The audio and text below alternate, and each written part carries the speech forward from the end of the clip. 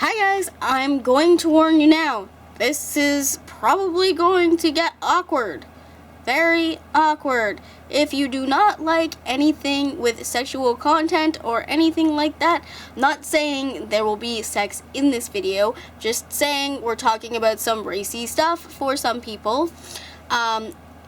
If you are, that kind of person, skip this day.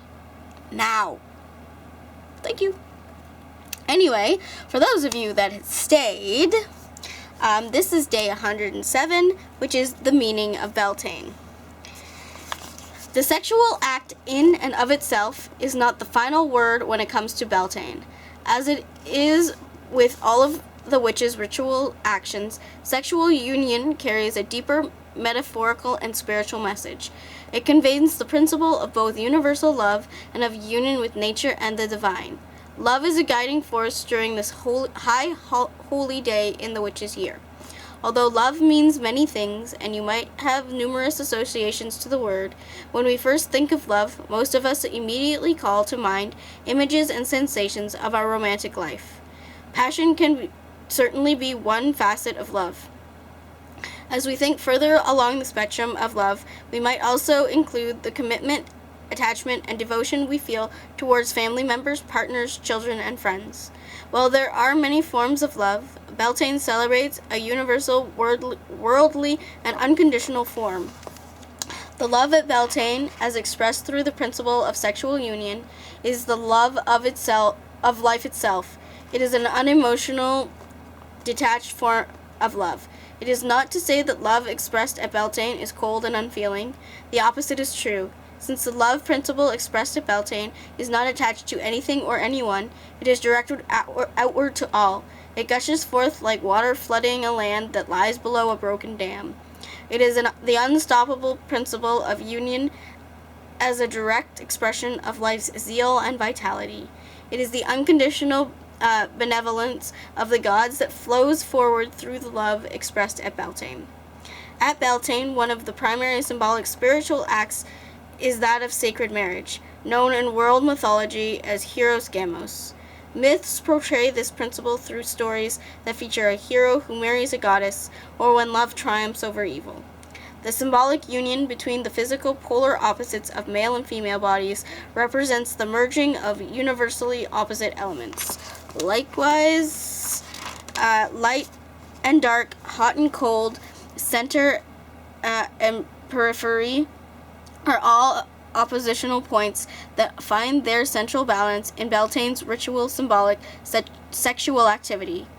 As the great world myths tell us, it is through the meeting of these opposite forces that life renews itself. Barren fields, once seeded, open to blossom and fruit.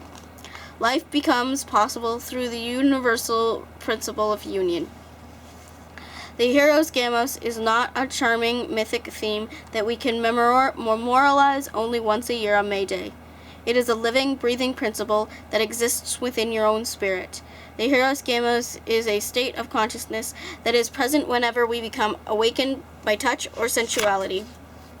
It begins with the blending of two souls in love and acts of pleasure. It ends with the outpouring of divine love for all in a consciousness of compassion. Practice the Beltane fire. Make a fire today, if you can, in an open, natural setting. Take every precaution that the fire will be well contained and that it has little or no chance of endangering the surrounding flora. If possible, it is best to build the base of this fire using oak branches. Be sure to build the base fire with small branches or dried twigs. Once this base fire is well underway, toss in the following ingredients, which comprise of the recipe for the legendary fire of Azrael. What you'll need is a handful of sandalwood, a handful of cedar wood, and a handful of juniper. As you watch the fire burn, contemplate the theme of union. Notice that a fire cannot be without a successful union of heat, fuel, and air.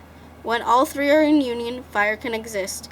Be sure to jump over the bonfire and make Beltane wishes while you vault the flames. Better yet, leap over the flames with a sexual partner to strengthen your bond and to ignite passion.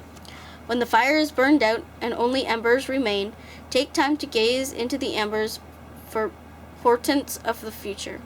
Safety guidelines. When building fires in open outdoor spaces, please first consider the safety guidelines. Always have a bucket of water, sand, or even a shovel on hand before you build the fire. You can use these to douse the fire when you are finished with the ritual or in an emergency. Dig a small pit away from overhanging branches. Circle the pit with rocks or insert a metal fire ring. Clear a 5-foot area around the pit down to the soil. Do not use flammable liquids to start the fire or anywhere near the fire. Once the fire is lit, stay with it at all times. Keep your campfire safe from children and pets. Never build a campfire on a windy day. Sparks can travel for long distances. To extinguish the fire, pour lots of water on it and drown it out completely. Then cover the ashes with sand or dirt. Don't leave a fire until it's out cold. Never walk away from smoldering embers. So basic fire safety, common sense that some people don't have. Anyway, that's all I had for day 107. Tomorrow will be day 108. Well, not tomorrow, I guess it's still today for me. But the next day I will be doing is day 108. Blessed be, and keep crafting, witches.